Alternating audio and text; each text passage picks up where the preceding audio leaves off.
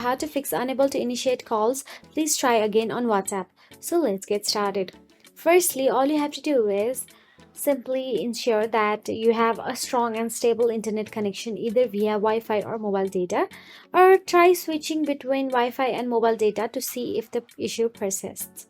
Then go to the App Store in your mobile device. Then simply tap on the search icon available in the bottom right corner of your screen and search for the WhatsApp app. And check if there is any update available in WhatsApp. If an update is available, install it. Then after you have installed the latest version of WhatsApp, it will definitely help you fix this issue.